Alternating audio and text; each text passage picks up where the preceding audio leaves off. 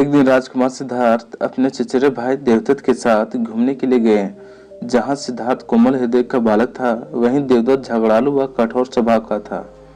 सिद्धार्थ की सभी प्रशंसा करते थे, देवदत्त की प्रशंसा कोई नहीं करता था, इसलिए देवदत्त का मन सिद्धार्थ से जलता था। एक दिन वो दोनों घूमने के लिए गए हुए थे। जहां वे दोनों घूम रहे थे, उनसे थोड़ी ही दूर पर एक हंस उड़ रहा था। उस हंस को देखकर सिद्धार्थ बहुत प्रसन्न हो रहा था। तभी देवदत्त ने एक कमान पर तीर चढ़ाया और उस हंस की ओर छोड़ दिया।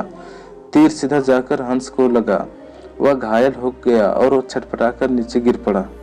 सिद्धार्थ ने दौड़कर उस घायल हंस को उठाया। उसने हंस के घायल शरीर से बह रहे लहू को साफ किया और उसे पानी पिलाया। तभी देवदत्त वहां आ पहुंचा।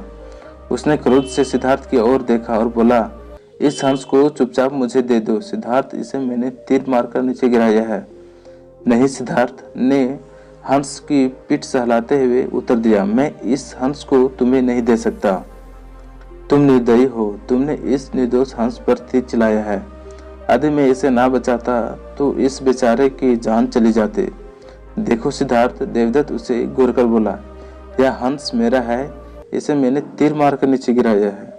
इसे चुपचाप मुझे दे दो। यदि नहीं दोगे तो मैं राज दरबार में जाकर तुम्हारी शिकायत करूंगा। सिद्धार्थ ने उसे हंस देने से साफ साफ मना कर दिया।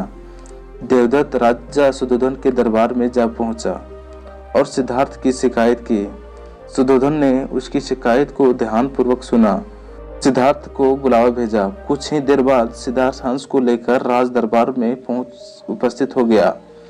राज दरबार के ऊंचे सिंहासन पर राजा सुधोधन बैठे थे। आसपास के नीचे आसनों पर राजमंत्री तथा अन्य पदाधिकारी बैठे थे। कई सैनिक हथियार लिए द्वार के निकट खड़े थे। सुधोधन के संकेत करने पर देवदत्त सिर झुकाकर बोला, महाराज, जो हंस इस समय सिद्धार्थ के पास है वह मेरा है। इसे मैंने तीर मारकर पृथ्वी पर गिराया है।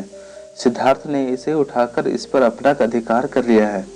यह हंस मेरा है, कृपया इसे मुझे दिलाया जाए। राजा सुधोधन ने सिद्धार्थ की ओर देखा और बोलने की ओर संकेत दिया। सिद्धार्थ ने सिर झुकाकर शांत स्वर में कहा, महाराज, यह हंस निर्दोष है। यह बिना किसी को कष्ट दिए उड़ा जा रहा था। देवदत्त ने इसे तीर मारकर घायल कर दिया है। मैंने इसका उपचार किया, इसे प्राण बचाए। मैं चाहता हूँ कि प्राण लेने वाले से अधिक प्राण बचाने वाले का अधिकार होता है। मैं आपसे प्रार्थना करता हूँ कि यह हंस मेरे पास ही रहने दिया जाए। मैं इसे बिल्कुल स्वस्थ करके आकाश में उड़ा देना चाहता हूँ। सुधोधन ने अपने सभासदों से विचार विमर्श किया। वे सभी एक स्वर में बोले, महाराज, राजकुमार सिद्धार्थ का कहना बिल्कुल ठीक है। जीवन लेने वाले से जीवन बचाने वाले का अधिक अधिकार होता है।